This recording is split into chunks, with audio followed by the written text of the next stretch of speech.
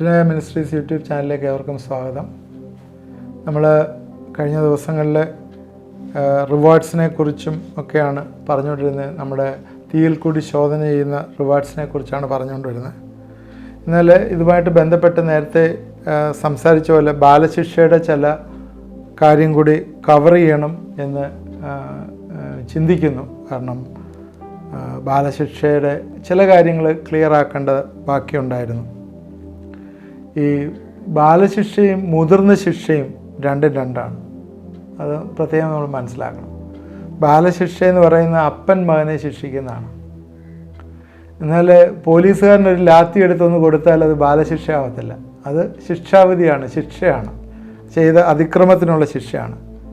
അതായത് ജഡത്തിൽ നമുക്ക് എന്തെങ്കിലുമൊക്കെ അപാകതയുള്ളപ്പോഴേ കർത്താവ് നമ്മളോട് ക്ഷമിക്കും, അനുതാപത്തോടുകൂടി. ദൈവം നീതിമാനാണ്, അതുകൊണ്ട് ദൈവത്തിൻ്റെ അരികിൽ വന്നാൽ ക്ഷമിക്കും.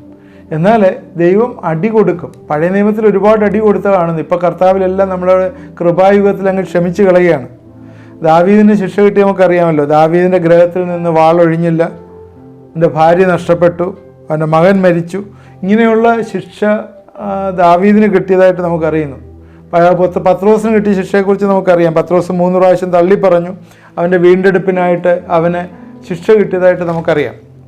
അതുപോലെ പഴയ നിയമത്തിൽ ഒരുപാടിടത്ത് ഇതുപോലെ ബാലശിക്ഷകൾ ദൈവം കൊടുത്തിട്ടുണ്ട്. പഴയ ഇസ്രായേൽ മക്കളുടെ കാര്യമൊക്കെ കഴിഞ്ഞ എപ്പിസോഡിലൊക്കെ പറഞ്ഞു. എന്നാൽ പുതിയ നിയമത്തിലോട്ട് വരുമ്പോഴേ സാത്താൻ ഏൽപ്പിക്കുന്ന ഒരു പ്രക്രിയയും കൂടെ ഉണ്ട്.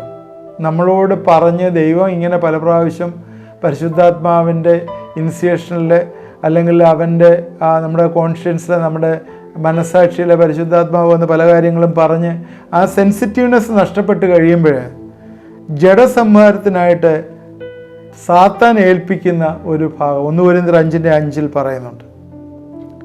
1 തിമോത്തിയോസ് 1:20 പറയുന്നു, ദൂഷണം പറയാൻ പഠിക്കേണ്ടതിന് അവരെ സാത്താനെ ഏൽപ്പിച്ചിരിക്കുന്നു എന്ന് പറയും. എന്നാൽ തെറ്റു വന്നാൽ മുഖപക്ഷമില്ല. ദൈവം ന്യായം വിധിക്കുമ്പോൾ മുഖപക്ഷമില്ല എന്നുള്ളത് സത്യമാണ്. ദൈവത്തിൻ്റെ ശബ്ദം കേൾക്കാതെ ചെയ്യുന്ന ദൈവവചന ശുശ്രൂഷകളൊന്നും ദൈവവചന ശുശ്രൂഷ അല്ല. ദൈവത്തിൻ്റെ ശബ്ദം കേട്ടുകൊണ്ട് തന്നെ ചെയ്യണം. അല്ലെങ്കിൽ ഒരു പ്രസൻറ്റേഷൻ എന്നോ അല്ലെങ്കിൽ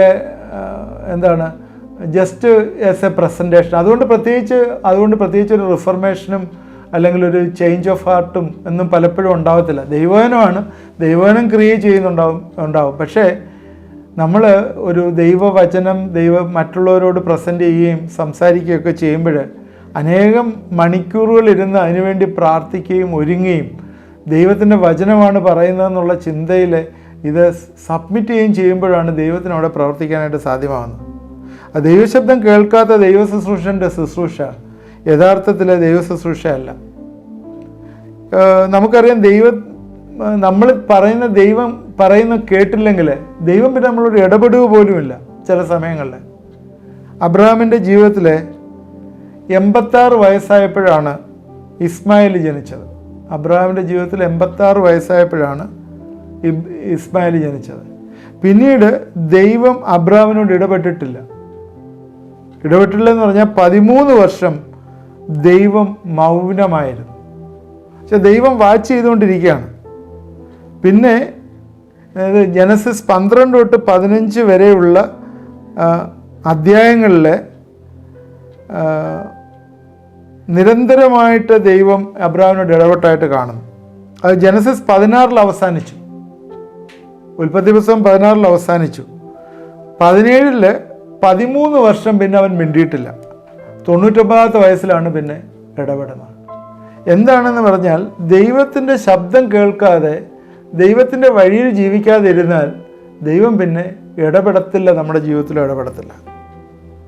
അതുപോലെ തന്നെ വേറൊരു ചിന്തയാണ് കഷ്ടതയും ബാലശിക്ഷയും കൂടെ ക്ലബ് ചെയ്ത് പറയുന്നത്. കഷ്ടത എന്ന് പറയുന്നത് ബാലശിക്ഷ എന്ന് പറയുന്നത് രണ്ടും രണ്ടാണ്. കഷ്ടത ഒരു കേസല്ല, ഒരു ശാപമല്ല. അത് ലോകത്തിൽ നമുക്ക് കഷ്ടതയുണ്ട്. യേശുക്രിസ്തു ശിഷ്യന്മാരോട് പറഞ്ഞാണ് യോഹന്നാൻ 16:33, ലോകത്തിൽ നിങ്ങൾക്ക് കഷ്ടമുണ്ട്, എങ്കിലും ധൈര്യപ്പെടുവീൻ, ഞാൻ ലോകത്തെ ജയിച്ചിരിക്കുന്നു. അപ്പോസ്തല പ്രവൃത്തി 14:22 വിശ്വാസത്തിൽ നിലനിൽക്കണം എന്നും നാം അനേകം കഷ്ടങ്ങൾ കൂടി ദൈവരാജ്യത്തിൽ കടക്കേണ്ടതാവുന്നുവെന്നും പ്രബോധിപ്പിച്ച് ശിഷ്യന്മാരുടെ മനസ്സ് ഉറപ്പിച്ചു പോന്നു. അനേകം കഷ്ടങ്ങൾ കൂടി ദൈവരാജ്യത്തിൽ കടക്കുക. കഷ്ടത മനുഷ്യന് പറഞ്ഞിട്ടുള്ളതാണ്. കാരണം പ്രത്യേകിച്ച് സുവിശേഷത്തിന് വേണ്ടി നിൽക്കുമ്പോഴേ ഉണ്ടാവുന്ന കഷ്ടത. മത്തായിയുടെ സുവിശേഷം 5-ാം അധ്യായത്തിലെ പർവ്വത പ്രസംഗത്തിൽ യേശുക്രിസ്തു പറയുന്ന ഒരു കാര്യം 5:11, എൻ്റെ നിമിത്തം നിങ്ങളെ പഴിക്കുകയും ഉപദ്രവിക്കുകയും നിങ്ങളെക്കൊണ്ട് എല്ലാ തിന്മയും കളവായി പറയുകയും ചെയ്യുമ്പോൾ നിങ്ങൾ ഭാഗ്യവാന്മാർ. സ്വർഗത്തിൽ നിങ്ങളുടെ പ്രതിഫലം വലുതാകൊണ്ട് സന്തോഷിച്ച് ഉല്ലസിപ്പീൻ. നിങ്ങൾക്ക് മുമ്പേ ഉണ്ടായിരുന്ന പ്രവാചകനെയും അവരങ്ങനെ ഉപദ്രവിച്ചുള്ളൂ. അതുകൊണ്ട് കഷ്ടത, കർത്താവിന് വേണ്ടി നിൽക്കുമ്പോഴുള്ള കഷ്ടത സാധാരണ ഉള്ള ഒരു കഷ്ടതയാണ്.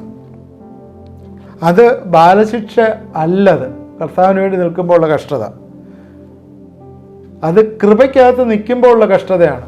2 കൊരിന്ത്യർ 8-ാം അധ്യായത്തിലെ മക്കെദോന്യ സഭയ്ക്ക് ഉള്ള അതുമായിട്ട് ചേർന്ന് ഉള്ള കാര്യം പറയുമ്പോൾ 2-ാം വാക്യത്തിൽ കഷ്ടത എന്ന കഠിന ശോധനയിലായിരുന്നിട്ടും അവരുടെ സന്തോഷ സമൃദ്ധിയും മഹാദാരിദ്ര്യവും ധാരാളം ഔദാര്യം കാണിപ്പാൻ കാരണമായി തീർന്നു.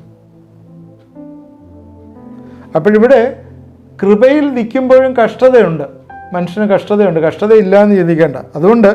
അതുകൊണ്ട് പ്രത്യേകിച്ച് എടുത്തു പറയാൻ ഉദ്ദേശിച്ചത്, ബാലശിക്ഷ എന്ന് പറയുന്നത് കഷ്ടതയായിട്ട് മിങ്കിൾ ചെയ്യരുത് എന്നുള്ള. എന്നാൽ ഈ കഷ്ടം വരാനായിട്ട്, ഈ പറയുന്ന കഷ്ടങ്ങളല്ല, ഈ കഷ്ടം വരാനായിട്ട് പിശാചും ഒരു പണി ഒക്കെ ചെയ്യുന്നുണ്ട് എന്ന് നമ്മൾ ഇനി അടുത്ത എപ്പിസോഡുകളിൽ അതിനെക്കുറിച്ച്, പിശാചിൻ്റെ പ്രവർത്തനങ്ങളെക്കുറിച്ചൊക്കെ പറയുന്ന എപ്പിസോഡിൽ നമ്മൾ കഷ്ടത എങ്ങനെയാണ് പിശാച് കൊണ്ടുവരുന്നതെന്നും നമ്മൾ പഠിക്കും.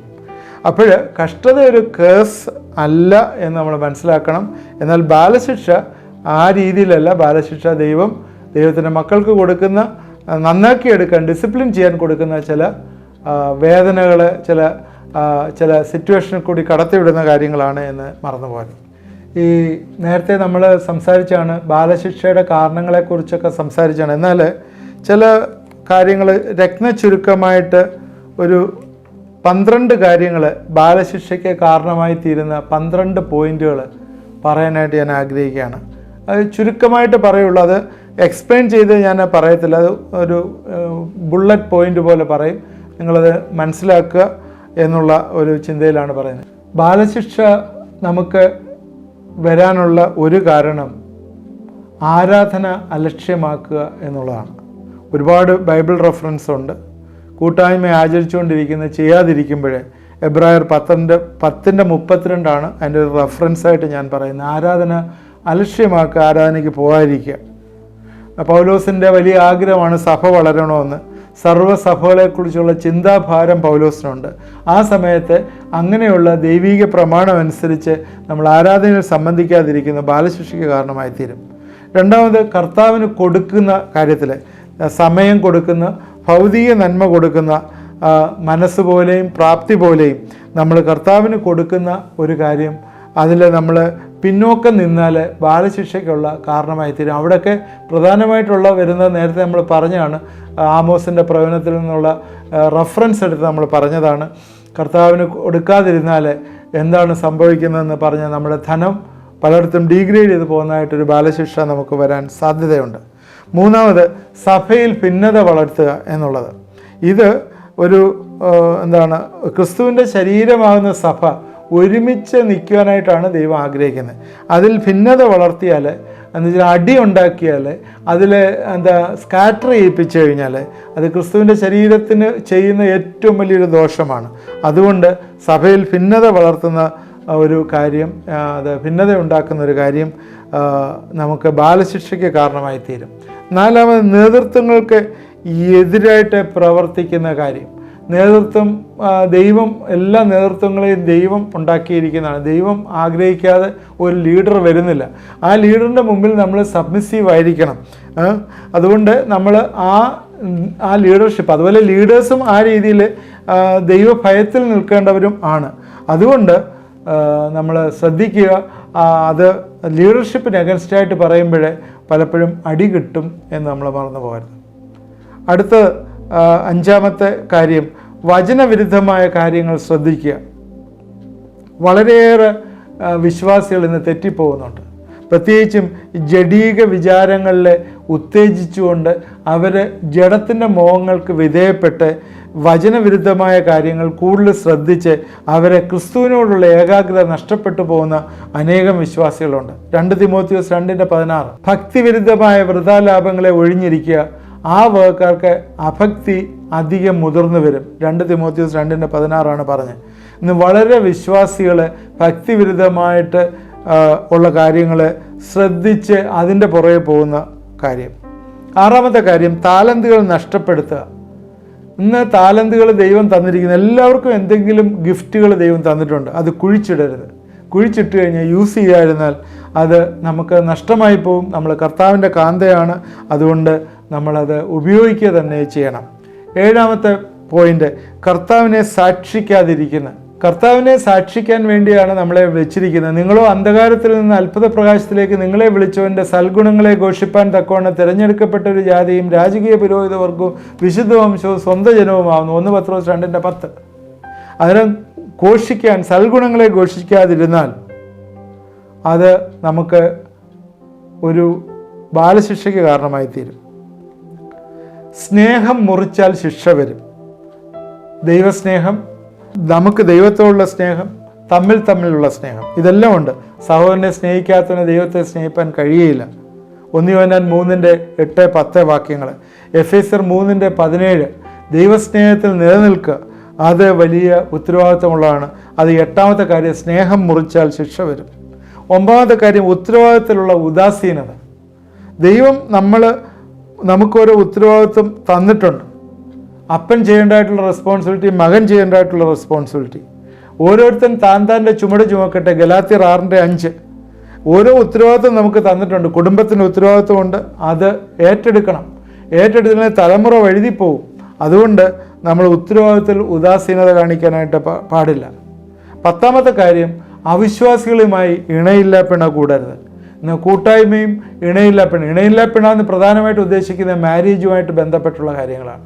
അവിശ്വാസിയെ പോയി കല്യാണം കഴിച്ചിട്ട് പിന്നെ അതിൻ്റെ പുറകെ വരുന്ന പുലിവാലൊക്കെ പിടിച്ചോണം. അതെന്താ വരുന്നതെന്ന് നമുക്ക് പറയാൻ പറ്റത്തില്ല. എന്തൊക്കെ പുലിവാല. ഇവിടെ വിശ്വാസിയെ കല്യാണം കഴിച്ചിട്ട് നിൽക്കാൻ വയ്യാത്തവരുടെ അവിശ്വാസികളുടെ കാര്യം കൂടെ പറയണോ? അതുകൊണ്ട് അവിശ്വാസികളുടെ ഇണയില്ലാപ്പിണ കൂടരുത് എന്നുള്ളത് 10ാമത്തെ പിൻ പോയിൻ്റായിട്ട് പറയുന്നത്. 11ാമത് സ്വയം നീതീകരണം. ഇത് നേരത്തെ നമ്മൾ സൂചിപ്പിച്ചാണ്. നമ്മൾ പാപത്തെക്കുറിച്ച് പറഞ്ഞപ്പോഴേ സ്വയം നീതീകരണം. പരീശനും പാപിയും പ്രാർത്ഥിക്കാനായിട്ട് പോയി. നമുക്കറിയാം എന്താ സംഭവിച്ചതെന്ന്. പരീശൻ എന്താ പറഞ്ഞത്, പാപി എന്താ പറഞ്ഞതെന്ന് നമുക്കറിയാം. അതുകൊണ്ട് പരീശൻ്റെ കൂട്ട് ആയിപ്പോയത്. കർത്താവേ, എൻ്റെ പാപത്തെ ക്ഷമിച്ച് നീ എൻ്റെ ഹൃദയത്തിൽ എന്നും കൂടെ ഇരിക്കണം എന്ന് നമ്മളെ പറയണം. 12ാമത്തെ കാര്യം, സാക്ഷ്യം നമ്മളെ നഷ്ടപ്പെടുത്തി കളയരുത്. 1 തിമോത്തിയോസ് 1:19 ഇങ്ങനെയാണ് പറയുന്നത്, ചിലർ നല്ല മനസ്സാക്ഷി തള്ളിക്കളഞ്ഞിട്ട് അവരുടെ വിശ്വാസ കപ്പൽ തകർന്നുപോയി. സാക്ഷ്യം നഷ്ടപ്പെടുത്തി കളയരുത്. ഇത് ഏറ്റവും വലിയൊരു പ്രയാസമാണ് ഈ നാളുകളിൽ. പ്രത്യേകിച്ചും വിശ്വാസികളും വർഗം മാത്രമല്ല, ഈവൻ പ്രബോധനം കൊടുക്കുന്നവരും ദൈവവചനം പഠിപ്പിക്കുന്നവരും സാക്ഷ്യം നഷ്ടപ്പെടുത്തി കളയുന്നു. കാരണം ചെറിയൊരു സുഷിരം മതി കപ്പലിലെ വെള്ളം കയറിയിട്ട് ആ വിശ്വാസ കപ്പൽ തകർന്നു പോകാനായിട്ട് ചെറിയൊരു ഹോള് മതി. അതുകൊണ്ട് ആ ചെറിയ ഹോള് പോലും നമ്മൾ സൂക്ഷ്മതയോടുകൂടിയിരിക്കണം. ഒരിക്കലും ഒരു ഹോള് നമ്മുടെ ജീവിതത്തിൽ ഒരിക്കലും ഉണ്ടാകാനായിട്ട് ഇടവരരുത്. പിശാച് അതിൽ കൂടി കയറി. നേരത്തെ പറഞ്ഞാണ് ഞാൻ, പിശാചിന് ഇടം കൊടുക്കരുത്. പിശാചിന് ഒരിക്കലും ക്ലെയിം ചെയ്യാനായിട്ടൊരു കാര്യം വരരുത്. അതുകൊണ്ട് ഈ 12 കാര്യങ്ങൾ നമ്മൾ ശ്രദ്ധിക്കുന്നുണ്ടെങ്കിൽ ബാലശിക്ഷ നമ്മളിൽ കുറഞ്ഞിരിക്കും എന്നുള്ളത്. ഇനി ഒരുപാട് കാര്യങ്ങൾ കാണുമല്ലോ. ബാലശിക്ഷ നമുക്ക് വരാതിരിക്കാനായിട്ട് നമ്മൾ ശ്രദ്ധിക്കണമേ എന്ന് ഞാൻ വീണ്ടും നിങ്ങളോട് പറയാം. ഇന്ന് ഞാൻ നിങ്ങളോട് പ്രധാനമായിട്ട് പറയാനായിട്ട് ഉദ്ദേശിച്ച കാര്യം, ഈ ദൈവത്തിന് സെൻസിറ്റീവ് ആയില്ലെങ്കിൽ ദൈവം നമ്മളോട് സംസാരിക്കുകയില്ല എന്നാണ് ആദ്യ ഭാഗങ്ങൾ ഞാൻ പറഞ്ഞത്. പിന്നെ 2ാമത് പറഞ്ഞത് കഷ്ടതയും അതുപോലെ ബാലശിക്ഷയും രണ്ടാണ്. കഷ്ടങ്ങളിൽ നിന്ന് കടന്നു പോകേണ്ടതാണ്.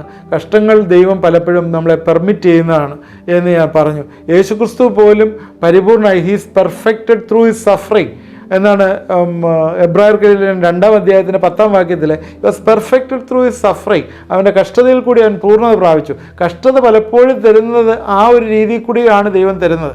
കഷ്ടതയിൽ കൂടി ഇനി ഒരുപാട് എപ്പിസോഡ് നമ്മൾ കഷ്ടതയെക്കുറിച്ച് പറയും, അന്നേരം അതിനെക്കുറിച്ച് നമുക്ക് കൂടുതലായിട്ട് സംസാരിക്കാം. കഷ്ടതയും ബാലശിക്ഷയും രണ്ടാണ്. 12 പിൻ പോയിൻറ്റ്സ് ഞാൻ പറഞ്ഞു എന്തുകൊണ്ടാണ് ഈ ബാലശിക്ഷ നമുക്ക് വരുന്നതിൻ്റെ കാരണങ്ങളെക്കുറിച്ച് പറഞ്ഞു. തീർച്ചയായും നമ്മുടെ ഈ ചിന്ത നമുക്ക് പ്രയോജനമായി തീർന്നു എന്ന് ഞാൻ വിചാരിക്കുന്നു. ഇനിയും നമുക്ക് ഒരു റിവാർഡ്സിനെ കുറിച്ച് കുറച്ചും കൂടി സംസാരിക്കാനുണ്ട്. ഒരു എപ്പിസോഡ് കഴിയുമ്പോഴേ നമ്മൾ ഈ റിവാർഡ്സിനെ കുറിച്ച് നമ്മൾ തീർക്കാം എന്ന് വിചാരിക്കുന്നു. കാരണം ഇതെല്ലാം വിശ്വാസികളെ സംബന്ധിച്ചുള്ള ഭീമാ കോട്ടിലുള്ള കാര്യമാണ് ഈ പറയുന്നത്. കഴിഞ്ഞ എനിക്ക് തോന്നുന്നു 10 എപ്പിസോഡോളമായിട്ട് ഈ ഭീമാ കോട്ടിൽ നടക്കുന്ന കാര്യങ്ങളെക്കുറിച്ചാണ് പറഞ്ഞത്. ഇതെന്താണെന്ന് ചോദിച്ചാൽ വിശ്വാസികൾക്കാണ് ഇത് ആവശ്യം. നമ്മൾക്ക് മറ്റുള്ള 2 കോട്ടും നമുക്ക് വലിയ പ്രാധാന്യമില്ലല്ലോ. തേജസ്സിൻ്റെ സിംഹാസനവും അതുപോലെ വെള്ള സിംഹാസനവും നമുക്ക് വലിയ പ്രാധാന്യമൊന്നുമില്ല. കാരണം നമ്മൾ കർത്താവിനോടൊപ്പം ഉയരത്തിലായിരിക്കും, അവിടെ വെച്ച് റിവാർഡ്സ് വാങ്ങുന്നവരാണ്. അതുകൊണ്ട് അതിനെക്കുറിച്ച് പറഞ്ഞ് വലിയ കാര്യങ്ങൾ പറഞ്ഞ് അതിനെ എക്സ്പ്ലെയിൻ ചെയ്തിട്ട് വലിയ കാര്യമില്ല. അതുകൊണ്ടാണ് ഈ ഭീമാ കോട്ടിലുള്ള കാര്യം കൂടുതൽ പറഞ്ഞത്. ഈ നാളുകളിൽ നമ്മുടെ ജീവിതങ്ങളെ വിശുദ്ധിയോട് സൂക്ഷിക്കേണ്ടത്, നമ്മുടെ കപ്പലിലെ വെള്ളം കയറാൻ സൂക്ഷിക്കേണ്ടത് നമ്മുടെ ഉത്തരവാദിത്തമാണ്. പിശാചിനെ ഏൽപ്പിച്ചു കൊടുത്താൽ, ജഡസംഹാരത്തിനായി പിശാചിനെ ഏൽപ്പിച്ചു കൊടുത്താൽ, ദൂഷണം പഠിപ്പിക്കേണ്ടതിന് സാത്താനെ ഏൽപ്പിച്ചു കൊടുക്കുന്ന വലിയൊരു പ്രക്രിയയിൽ നമ്മളായിത്തീരരുത്. അതുകൊണ്ട് നിൽക്കുന്നവൻ വീഴാതിരിപ്പാൻ ശ്രദ്ധിച്ചുകൊള്ളട്ടെ. ജയിക്കുന്നവന് ഞാൻ എൻ്റെ കിരീടം കൊടുക്കും. വെളിപ്പാട് പുസ്തകത്തിൽ എപ്പോഴും പറയുന്നതാണ്, ജയിക്കുന്നവന് ഞാൻ എൻ്റെ കിരീടം കൊടുക്കും, അവന് ഉദയനക്ഷത്രം കൊടുക്കും എന്ന് പറഞ്ഞതുപോലെ നമ്മൾ ജയിക്കുവാനായിട്ട് ഈ ദിവസങ്ങൾ നമ്മളെ തന്നെ ദൈവകരങ്ങളിലേക്ക് സമയം നമുക്ക് പ്രാർത്ഥിക്കാം. ദൈവമായ കർത്താവേ, ഇത് കണ്ടുകൊണ്ടിരുന്ന എല്ലാവരെയും അനുഗ്രഹിക്കണമെന്ന് പ്രാർത്ഥിക്കുന്നു. നിൻ്റെ സന്നിധിയിൽ നിന്ന് റിവാർഡ്സ് പ്രാപിക്കുമ്പോഴേ കർത്താവേ, ലജ്ജിക്കാതെ നിൻ്റെ മുമ്പിൽ നിന്നുകൊണ്ട് ഞാൻ നല്ല പോർ പൊരുതു, ഓട്ടം തികച്ചു, വിശ്വാസം കാത്തു, നീതിയുടെ കിരീടം എനിക്കായി വെച്ചിരിക്കുന്നു എന്ന് പറയുന്ന ധൈര്യത്തിൽ ഞങ്ങൾക്ക് നിൻ്റെ സന്നിധിയിൽ നിൽപ്പാനായിട്ടുള്ള കൃപ തരണമേ എന്ന് പ്രാർത്ഥിക്കുന്നു. കർത്താവേ, ഈ സമയത്തെ ഞങ്ങളെ പ്രാർത്ഥിക്കുന്നു. എന്തെങ്കിലും ഞങ്ങളുടെ ജീവിതങ്ങളിലെ കർത്താവേ ലോകപരമായിട്ട് വന്നിട്ട് ഞങ്ങളെ മുക്കിക്കളയുന്ന എന്തെങ്കിലും ഉണ്ടെങ്കിൽ യേശുവിൻ്റെ നാമത്തിൽ നിന്ന് അത് ഏറ്റുപറഞ്ഞ് ഉപേക്ഷിച്ച് പോകാനായിട്ട് കർത്താവിൻ്റെ നാമത്തിൽ ഞങ്ങളെ ശരണപ്പെടുന്നു. ഹല്ലേലൂയ. ഇന്നെന്നെ കാണുന്നവർ ചിലർ ഈ ലോകത്തിലെ മാമോനായിട്ടുള്ള പണത്തിന് അഡിക്ഷനായിട്ടിരിക്കുന്ന ചില വ്യക്തികൾ എന്നെ കാണുന്നു. വല്ല വിധേനയും പണം ഉണ്ടാക്കുക, ബൈ ഹൂക്ക് ഓർ ക്രൂക്ക്. എന്നാൽ ദൈവം അത് ആഗ്രഹിക്കുന്നില്ല. പണത്തിനോടുള്ള അത്യാർത്തി കൊണ്ട് പല രീതിയിൽ ഇന്ന് പലതരമായിട്ടുള്ള കോംപ്രമൈസിലായിരിക്കുന്ന ചില വ്യക്തികൾ എന്നെ കണ്ടുകൊണ്ടിരിക്കുന്നു. മനുഷ്യൻ്റെ ശുദ്ധീകരണത്തെക്കായും മനുഷ്യൻ്റെ വീണ്ടെടുപ്പിനേക്കായും അവൻ്റെ ആത്മാവിൻ്റെ വീണ്ടെടുപ്പാണ് പ്രാധാന്യം. അതുകൊണ്ട് കർത്താവെ, ഇന്ന് ഞങ്ങൾ അവരുടെ മനസ്സിൻ്റെ ശുദ്ധീകരണത്തിന് വേണ്ടി, ആത്മാവിൻ്റെ ശുദ്ധീകരണത്തിന് വേണ്ടി പ്രാർത്ഥിക്കുന്നു. സാത്താനെ ജഡസംഹാരത്തിനായി ഏൽപ്പിക്കാതെ, ദൂഷണം പഠിപ്പിക്കേണ്ടതിന് ഏൽപ്പിക്കാതെ കർത്താവിൻ്റെ കരങ്ങളിലേക്ക് അവരെ സമർപ്പിച്ച് പ്രാർത്ഥിക്കുന്നു. ശാരീരികമായിട്ട് ചില വൈമനസ്യം പ്രയാസങ്ങളുള്ളവരെ കർത്താവെ ഇത് കണ്ടുകൊണ്ടിരിക്കുന്നു. വയറിലെ വേദനയും നീരും പ്രയാസവുമായി ബുദ്ധിമുട്ടുന്ന ചില വ്യക്തികൾ ഇത് കണ്ടുകൊണ്ടിരിക്കുന്നു. യേശുവിൻ്റെ നാമത്തിൽ ഇന്നവർക്ക് വലിയൊരു വിടുതൽ വന്നു ചേരട്ടെ എന്ന് പ്രാർത്ഥിക്കുന്നു. കർത്താവെ, ക്യാൻസർ ആയിട്ട് കീമോ എടുക്കുന്ന ചിലർ ഇത് കാണുന്നു. യേശുവിൻ്റെ നാമത്തിൽ പൂർണ്ണ വിടുതൽ വന്നു ചേരട്ടെ എന്ന് പ്രാർത്ഥിക്കുന്നു. ബ്ലഡ് ക്യാൻസർ ആയിരിക്കുന്ന ചിലർ ഇത് കാണുന്നു. യേശുവിൻ്റെ നാമത്തിൽ ബോൺ മാരോ ട്രാൻസ്ഫറൊക്കെ അത് കംപ്ലീറ്റ് ആവട്ടെ, അതിൻ്റെ പ്രയാസങ്ങളെല്ലാം മാറിപ്പോകട്ടെ എന്ന് പ്രാർത്ഥിക്കുന്നു. ദൈവമേ, നീ പ്രാർത്ഥന കേട്ട് ഉത്തരം തരുന്ന ഓർത്ത് സ്തോത്രം. ഞങ്ങളെ അനുഗ്രഹിച്ച് ഓർത്ത് സ്തോത്രം. യേശു ക്രിസ്തുവിൻ്റെ നാമത്തിൽ പ്രാർത്ഥിക്കുന്നു, കേൾക്കുമാറാകണമേ. ആമേൻ. ഇത് തുടർമാനമായിട്ട് നിങ്ങൾ കാണണം. ഒരു സ്ട്രെച്ചായിട്ടാണ് വരുന്നത്. അതുകൊണ്ട് ഏതെങ്കിലും മിസ് ചെയ്തെങ്കിൽ പ്രീവിയസ് എപ്പിസോഡ് നിങ്ങൾ കണ്ടിട്ട് അത് കാണാവൂ. അല്ലെങ്കിൽ നിങ്ങൾക്ക് അത് കൺഫ്യൂഷൻ ആവും. ചില കാര്യങ്ങൾ രണ്ടാമത്തെ കണ്ടിട്ട് ആദ്യത്തെ കണ്ടാൽ നിങ്ങൾക്ക് മനസ്സിലാകത്തില്ല. അതുകൊണ്ട് തുടർമാനമായിട്ട് നമ്പർ വെച്ച് നിങ്ങൾ കണ്ടെങ്കിലേ ഇത് മനസ്സിലാവുള്ളൂ. എന്തെങ്കിലും കമൻറ്റ് ഉണ്ടെങ്കിൽ കമൻറ്റ് ബോക്സിൽ ഇടണം. നിങ്ങളുടെ ഫ്രണ്ട്സിന് ഷെയർ ചെയ്ത് കൊടുക്കണം. വാട്സാപ്പിൽ ആ നമ്പറിൽ നിങ്ങളുടെ പ്രയർ റിക്വസ്റ്റ് ഇട്ടാൽ നിങ്ങൾക്ക് വേണ്ടി പ്രാർത്ഥിക്കുന്നതാണ്. ദൈവം നമ്മളെ എല്ലാവരെയും അനുഗ്രഹിക്കും.